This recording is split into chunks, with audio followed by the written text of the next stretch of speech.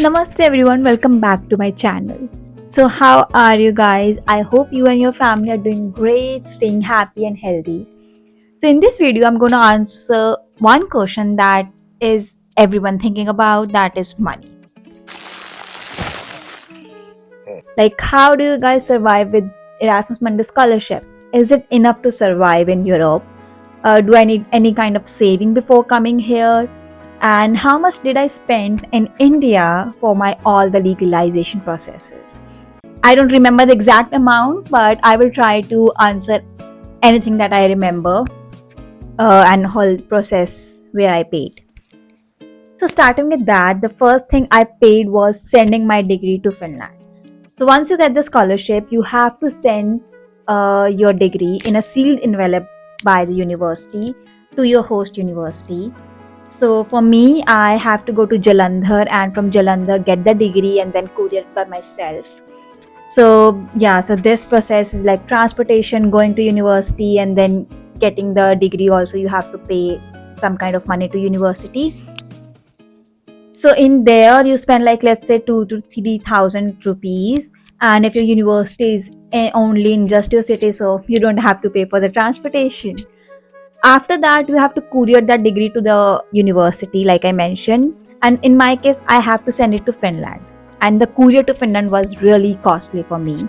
First, it was not a country that you generally send a courier. That's why, and because I'm from a small town, so I didn't have much option of like courier services. So I had to like go for one option that I think was best. So I think I paid 5,000 rupees just to send a 100-gram document to Finland.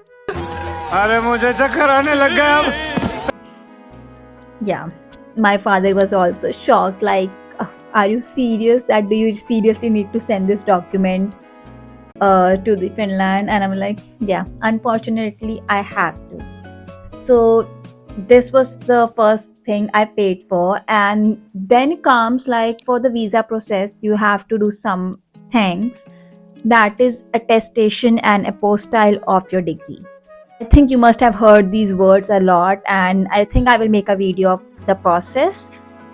But coming to that, for attestation, you don't have to pay, but again, you have to pay the travel expenses. Like I have to go to Chandigarh, and twice or thrice I have to go there because the government things take time. And then for the apostille, I did book a service that charged me 2,000 rupees, I think, with the courier and stuff. So yeah, that's what I paid for that.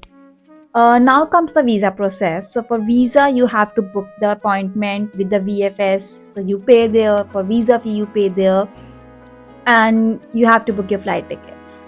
Some people think like I will not book the flight tickets, but if my visa get rejected, remember that you are an Erasmus student. Your visa will never get rejected. If something happens, embassy will help you. So stop worrying about that. I will share a story that happened with me and embassy helped me. But continuing the previous conversation, you have to book your flight tickets, and for me, I have to book from Rome, from Delhi to Rome. So I think I paid around 45,000 to 47,000. I don't remember the exact amount. So this was again the spend I did, and you have to do it to book your flight tickets. Then comes it depends again, like buying the luggage, doing the packing, clothes, and all these things that you have to take with you. So that was the spend I did. And coming to that, some people say like, okay, you had to spend like 60 to 70,000 before coming there. And if you don't have that money, then what should I do? But I think I know one solution for this problem that I've heard of is that you can ask your consortium for the money before. Like you can tell them that I need the money for my all the expenses like visa and traveling, so can you send me? And I think they will do it. But the only problem is that they have to send it in your Indian bank account, and I don't know about the taxes. Will they cut something or not? So yeah, I'm not sure about the process, but I think that is one of the solution if in any case you have to ask for the money. That was, I think, all the money I spent in India. Again, it depends on you if you have to buy the phone, laptop, blah blah blah. But after that, once you go there, remember you have to take some money with you. You can't just come with like 0 rupees or 0 euros. So for initial days, for at least 1 month, you have to bring your own money from your savings, or if you get the money before from the consortium, that is like a unique case. But for general people, you have to bring your own money, because it's not like just the next day they will give you the money. It takes minimum 15 days to a 1 month, and in my case, it took a month, because they generally send the money on either on 1st or 15th of the month. So again, it depends when your program is starting. So remember that you have to bring the money, like you have to pay the rent. In some cases you have to pay the rent when you're still in India, so it depends on the country, and if you get the housing or not. And like for your traveling, for booking your tickets, from your transportation, like from airport to that city, for all these things you need to get the money, like for your groceries, for your living. There's so many things. And yeah, I think I took 1,000 euros with me. That was like near about 95 to 1 lakh in Indian rupees. So yeah, you have to take some money, and but it's for you. I would say it's an investment. Don't think, oh my god, I need that money. It's just for your survival. Once they start giving you the money, you don't need any more money from your home, or like from your savings. In initial days, you don't know where you are spending. Are you wasting the money, like for paying rent, for getting the house? Like in my case, I faced getting the house in Italy, and for that I had to hire an agent. So I have to pay a agent fee, like a 1 month rent. So anything can happen with you, so you have to like have some backup money with you. Yeah. So once you start getting money, I think you can keep it aside, but for safety purpose, at least have minimum 1,000 euros with you. Now comes the main question: is Erasmus Mundus scholarship money is enough for you to survive? For sure, it is enough to survive, but it all depends from person to person. Yes, you can cover your rent, your grocery, your transportation.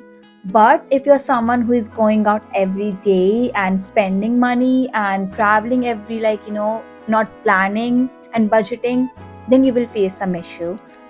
So you have to plan it well. Like for me, I believe you spend, if you're getting 1,000 euros, so you spend at least 70% on your rent, on your bills, on your grocery. But then comes the 30% that you have to think. If you want to buy something, buy it, but not like you're buying every week something, like, plan it.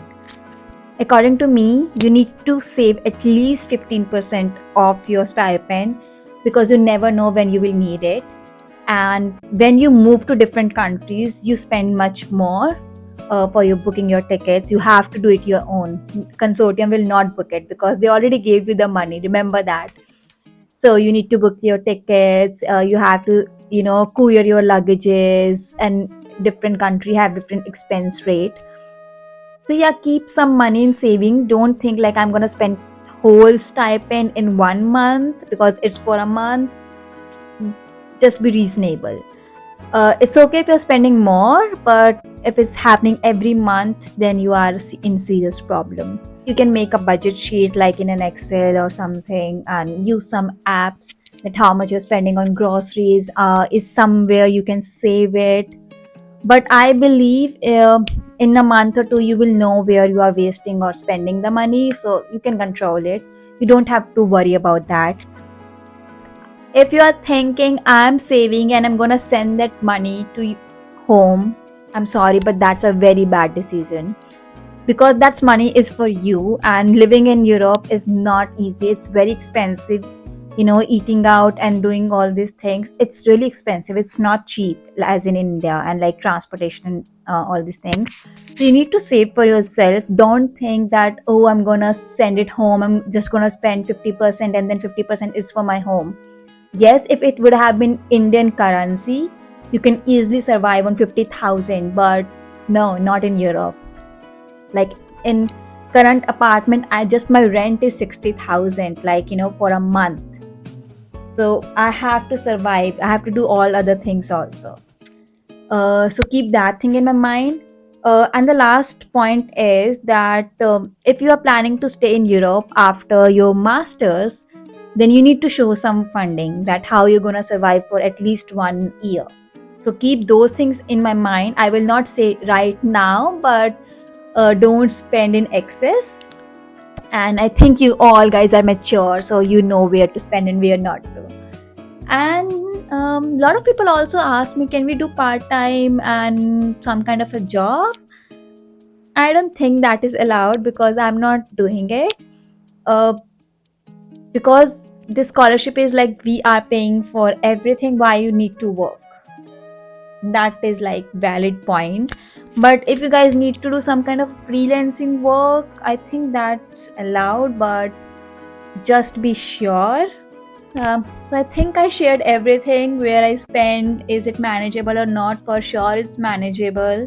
You just have to think before you spend. I'm not saying think before you buying a milk bottle, but think to buying before buying a new cloth. Do you need it or not? So yeah, I think I told everything because I didn't plan anything for this video. I'm just yapping. If I missed anything, I will sure make another video about it. And if you want to know some specific questions, you know what to do. Comment down below or ask in the Telegram channel. So I hope you found this video good. And don't forget to share, like, and subscribe. See you in the next video. Bye bye.